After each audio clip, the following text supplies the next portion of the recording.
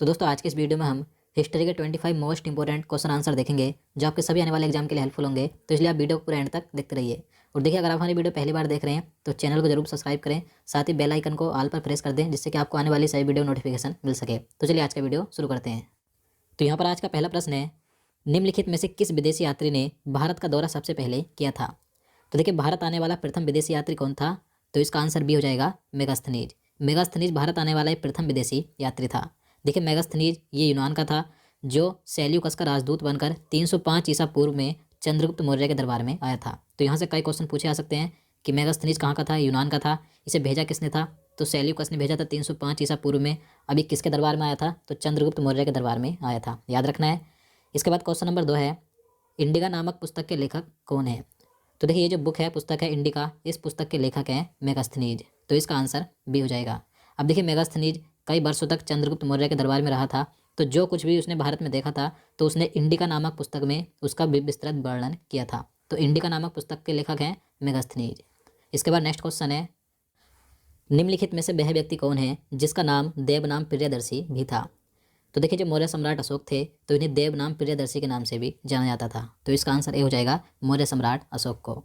इसके बाद next question है, निम्नलिखित में से किसने और कब पहली बार अशोक के शिलालेखों का अर्थ स्पष्ट किया था? तो देखिए, महत्वपूर्ण प्रश्न है ये। क्वेश्चन कई बार एग्जाम में पूछा गया है कि जो अशोक के शिलालेख थे तो इन्हें सबसे पहले किसने पढ़ा था, यानी कि इनका अर्थ स्पष्ट किसने किया था? तो इसका आंसर सी हो जाएगा, सन 1837 में जेम्स प्रिंसिप ने। तो देखिए, जेम्स प्रिंसिप ये अंग्रेज विद्वान तथा पुरातात्विक था जिसने 1837 में सर्वप्रथम अशोक के शिलालेखों को पढ़ा था। तो याद रखना है। इसके बाद क्वेश्चन नंबर 5 है, अशोक के शिलालेख किस भाषा में लिखे गए थे? तो इसका राइट आंसर ऑप्शन ए हो जाएगा, प्राकृत भाषा में। तो देखिए, जो अशोक के शिलालेख थे ये अधिकांश प्राकृत भाषा में लिखे गए थे। और इनकी लिपि क्या थी? तो इनकी लिपि थी ब्राह्मी और खरोष्टी। इसके बाद नेक्स्ट क्वेश्चन है, निम्नलिखित में से किसने सांची के स्तूप का निर्माण करवाया था? तो देखिए, महान सांची के स्तूप का निर्माण करवाया था मौर्य सम्राट अशोक ने। तो इसका आंसर ए हो जाएगा। देखिए, सांची के स्तूप कहाँ पर हैं? तो मध्य प्रदेश के सांची में है। इसके बाद अगला क्वेश्चन है, प्राचीन भारत का प्रसिद्ध शासक कौन था जिसने अपने अंतिम दिनों में जैन धर्म को अपना लिया था? तो देखिए, अपने अंतिम दिनों में जैन धर्म को अपनाया था चंद्रगुप्त मौर्य ने। तो इसका आंसर सी हो जाएगा। देखिए, चंद्रगुप्त मौर्य ने अपने अंतिम दिनों में जैन मुनि भद्रबाहु से जैन धर्म की दीक्षा ली थी और श्रवण बेलगोला जाकर 298 ईसा पूर्व में उपवास के द्वारा शरीर त्याग दिया था। तो याद रखना है। इसके बाद नेक्स्ट क्वेश्चन है, क्वेश्चन नंबर 8 है, कलिंग युद्ध किस वर्ष में हुआ था? तो देखिए, कलिंग का युद्ध हुआ था 261 ईसा पूर्व में। तो इसका आंसर ए हो जाएगा। अब इसके बारे में बात करें तो देखिए, कलिंग का युद्ध मौर्य सम्राट अशोक और कलिंग के राजा अनंतनाथन के बीच 262 से 261 ईसा पूर्व में हुआ था। इस युद्ध में मौर्य साम्राज्य ने कलिंग पर विजय प्राप्त की थी। और देखिए, इस युद्ध ने सम्राट अशोक की साम्राज्य विस्तार नीति का अंत कर दिया था, क्योंकि इस युद्ध से अशोक के जीवन पर बहुत प्रभाव डाला था। क्योंकि ये जो युद्ध था ये बहुत ही भयानक युद्ध था, इसमें करीब लाखों लोगों की जान चली गई थी। तो इस युद्ध के बाद सम्राट अशोक ने अहिंसा, सत्य, प्रेम, दान और परोपकार का रास्ता अपना लिया था और ये बौद्ध धर्म के अनुयायी बन गए थे और इन्होंने बौद्ध धर्म का प्रचार भी किया था, याद रखना है। इसके बाद अगला क्वेश्चन है, सातवाहन वंश ने अधिकांश सिक्के मुख्यतः किस धातु से बनाए थे? तो इसका आंसर भी हो जाएगा, लेड। तो देखिए, जो सातवाहन वंश था तो इसने सर्वप्रथम सबसे पहले लेड यानी कि शीशे का सिक्का जारी किया था। तो सातवाहन वंश सबसे ज़्यादा ये मुख्यतः लेड के शीशे बनाते थे। इसके बाद अगला क्वेश्चन है, भारतीयों के लिए महान सिल्क मार्ग यानी कि रेशम मार्ग किसने आरंभ कराया था? तो इसका आंसर भी हो जाएगा, कनिष्क ने। तो देखिए, कुषाण वंश के शासक कनिष्क ने भारतीयों के लिए सिल्क मार्ग यानी कि रेशम मार्ग आरंभ कराया था। देखिए, चीन से होने वाला रेशम का समस्त व्यापार इसी मार्ग से होता था, यानी कि सिल्क मार्ग से होता था। तो सिल्क मार्ग भारतीयों के लिए किसने आरंभ कराया था? कुषाण वंश के शासक कनिष्क ने। इसके बाद अगला क्वेश्चन है, भारत सरकार द्वारा प्रयोग में आने वाला शक संवत किसने आरंभ किया था? तो इसका आंसर डी हो जाएगा, कनिष्क ने। तो देखिए, भारत का जो राष्ट्रीय संवत है कौन सा है? तो शक संवत है। तो इस शक संवत को किसने आरंभ कराया था? तो कुषाण वंश के शासक राजा कनिष्क ने 78 ईस्वी में शक संवत शुरू किया था। तो भारत का राष्ट्रीय संवत क्या है? तो शक संवत है। इसके बाद नेक्स्ट क्वेश्चन है, चरक किसके दरबार में प्रसिद्ध चिकित्सक थे? तो इसका राइट आंसर ऑप्शन डी हो जाएगा, कनिष्क के। तो देखिए, जो चरक थे ये कनिष्क के दरबारी चिकित्सक थे और देखिए, इन्होंने यानी कि चरक ने चरक संहिता नामक आयुर्वेद ग्रंथ का संकलन भी किया है, याद रखना है। इसके बाद अगला क्वेश्चन है, निम्नलिखित में से कनिष्क के समकालीन कौन थे? तो देखिए, इस क्वेश्चन में बताना है कि जो कुषाण वंश का शासक था कनिष्क, तो इसके समकालीन कौन कौन थे? तो इसका आंसर बी हो जाएगा नागार्जुन, अश्वघोष और वसुमित्र। तो ये तीनों ही कनिष्क के समकालीन थे। इसके बाद अगला क्वेश्चन है, रास तरंगिणी के लेखक कौन है? तो देखिए महत्वपूर्ण प्रश्न है, रास तरंगिणी के लेखक हैं कल्हड़। तो इसका आंसर ए हो जाएगा। देखिए रास तरंगिणी कल्हड़ द्वारा रचित एक संस्कृत ग्रंथ है। इसके बाद अगला क्वेश्चन है, निम्नलिखित में से पहली बार किसने बिहार के बोधगया में महाबोधि मंदिर का निर्माण करवाया था? तो राइट आंसर ऑप्शन बी हो जाएगा, सम्राट अशोक ने। तो देखिए बिहार के बोधगया में जो प्रथम महाबोधि मंदिर है, तो इसका निर्माण 3री शताब्दी ईसा पूर्व में सम्राट अशोक के द्वारा कराया गया था। और देखिए यहाँ पर ही यानी कि ये जो बोधगया है, यहाँ पर ही भगवान बुद्ध को ज्ञान की प्राप्ति हुई थी। तो याद रखना है। इसके बाद अगला क्वेश्चन है, पांड्य साम्राज्य की राजधानी कहाँ थी? तो देखिए जो पांड्य साम्राज्य था, इसकी राजधानी थी मदुरै यानी कि मदुरई। तो इसका आंसर बी हो जाएगा। इसके बाद अगला क्वेश्चन है, तमिल का गौरव ग्रंथ जीवक चिंतामणि किससे संबंधित है?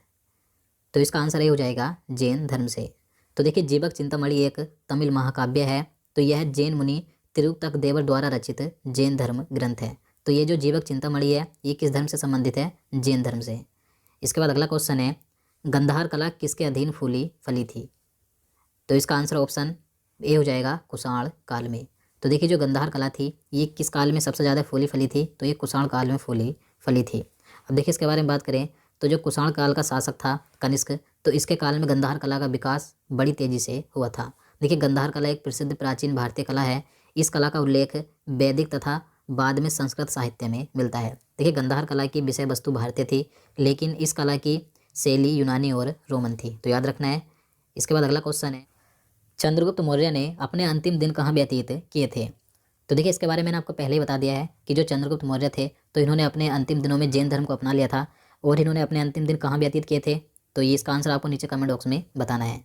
इसके बाद अगला क्वेश्चन है, मौर्य साम्राज्य की राजधानी कहाँ स्थित थी? तो देखिए मौर्य साम्राज्य की राजधानी थी पाटलिपुत्र। तो इसका आंसर सी हो जाएगा। देखिए जो मौर्य साम्राज्य था यानी कि मौर्य राजवंश था, ये 322 ईसा पूर्व से 185 ईसा पूर्व तक चला था। देखिए मौर्य साम्राज्य की स्थापना चंद्रगुप्त मौर्य ने की थी और इसकी राजधानी पाटलिपुत्र थी। इसके बाद क्वेश्चन नंबर 21 है, तक्षशिला विश्वविद्यालय किन दो नदियों के बीच स्थित था? तो इसका आंसर ए हो जाएगा, सिंधु तथा झेलम नदी के बीच। तो देखिए जो तक्षशिला विश्वविद्यालय है, ये सिंधु तथा झेलम नदी के बीच स्थित था। अब देखिए इसके बारे में बात करें, तो विश्व का सबसे प्राचीनतम विश्वविद्यालय कौन सा है? तो तक्षशिला विश्वविद्यालय है, जो कि सिंधु और झेलम नदियों के मध्य स्थित था। देखिए इस समय वर्तमान में पाकिस्तान के रावलपिंडी से लगभग 18 किलोमीटर दूर ये विश्वविद्यालय स्थित है। देखिए तक्षशिला विश्वविद्यालय की स्थापना लगभग 700 ईसा पूर्व में की गई थी। तो याद रखना है। इसके बाद अगला क्वेश्चन है, यूनानियों को भारत से बाहर किसने निकाला था? तो इसका राइट आंसर ए हो जाएगा, चंद्रगुप्त मौर्य ने। तो देखिए यूनानियों को भारत से बाहर निकालने का श्रेय चंद्रगुप्त मौर्य को जाता है, क्योंकि 305 ईसा पूर्व में यूनानी शासक सेल्यूकस और चंद्रगुप्त मौर्य के बीच युद्ध हुआ था, जिस युद्ध में चंद्रगुप्त मौर्य ने सेल्यूकस को हरा दिया था। और एक संधि हुई थी जिसमें सेल्यूकस ने अपनी पुत्री का विवाह चंद्रगुप्त मौर्य के साथ कर दिया था। तो यूनानियों को भारत से बाहर निकालने का श्रेय किसे जाता है? चंद्रगुप्त मौर्य को। इसके बाद अगला क्वेश्चन है, चंद्रगुप्त मौर्य का प्रसिद्ध गुरु चाणक्य निम्नलिखित में से किस विद्या केंद्र से संबंधित था? तो देखिए चंद्रगुप्त मौर्य के गुरु कौन थे? तो चाणक्य थे, यानी कि कौटिल्य, जिन्हें कौटिल्य और विष्णुगुप्त भी कहा जाता है। तो ये किस विद्या केंद्र से संबंधित है? तो इसका आंसर ऑप्शन बी हो जाएगा, तक्षशिला विश्वविद्यालय से। तो देखिए जो चाणक्य थे यानी कौटिल्य या विष्णुगुप्त, तो ये तक्षशिला विश्वविद्यालय के आचार्य थे। देखिए चाणक्य चंद्रगुप्त मौर्य के महामंत्री भी थे, याद रखना है। इसके बाद अगला क्वेश्चन है, क्वेश्चन नंबर 24 है, हर्षचरित तथा कादम्बरी के लेखक कौन है? तो देखिए महत्वपूर्ण प्रश्न है। तो इसका आंसर भी हो जाएगा, बाणभट्ट। यहाँ पर ऑप्शन सी में ही बाणभट्ट है। तो हर्षचरित्र और कादम्बरी इन दोनों के लेखक हैं बाणभट्ट। अब देखिए बात करें, जो हर्षचरित्र है, तो यह संस्कृत भाषा में बाणभट्ट द्वारा रचित एक ग्रंथ है। इसमें भारतीय सम्राट हर्षवर्धन का जीवन चरित्र वर्णित है। और जो कादम्बरी है, यह भी संस्कृत साहित्य का एक महान उपन्यास है। इसके रचनाकार भी बाणभट्ट है। और देखिए कादम्बरी को विश्व का प्रथम उपन्यास माना जाता है। तो याद रखना है। इसके बाद अगला क्वेश्चन है, बाणभट्ट किसके दरबारी कवि थे? तो देखिए बाणभट्ट जो थे, ये हर्षवर्धन के ही दरबारी कवि थे। तो इसका आंसर सी हो जाएगा, बाणभट्ट ने ही हर्षचरित्र और कादम्बरी लिखा है। तो याद रखना है। तो दोस्तों आज के लिए इतना ही। अब चलिए आज का क्वेश्चन देख लेते हैं, जिसका आंसर आपको नीचे कमेंट बॉक्स में बताना है। तो आज का क्वेश्चन है, संघ लोक सेवा आयोग यानी कि यूपीएससी के नए अध्यक्ष कौन बने? तो देखिए आपको बताना है, अभी हाल ही में 2022 में संघ लोक सेवा आयोग यानी कि यूपीएससी के नए अध्यक्ष कौन बने हैं। तो इसका आंसर आपको नीचे कमेंट बॉक्स में जरूर बताना है। तो दोस्तों आज के लिए इतना ही। उम्मीद करता हूँ आपको वीडियो पसंद आया हो और आपको वीडियो अच्छा लगा हो, आपके लिए हेल्पफुल हो। तो प्लीज़ वीडियो को लाइक और शेयर करना, साथ ही चैनल को भी सब्सक्राइब कर लेना। तो चलिए मिलते हैं नेक्स्ट वीडियो में। जय हिंद, जय भारत।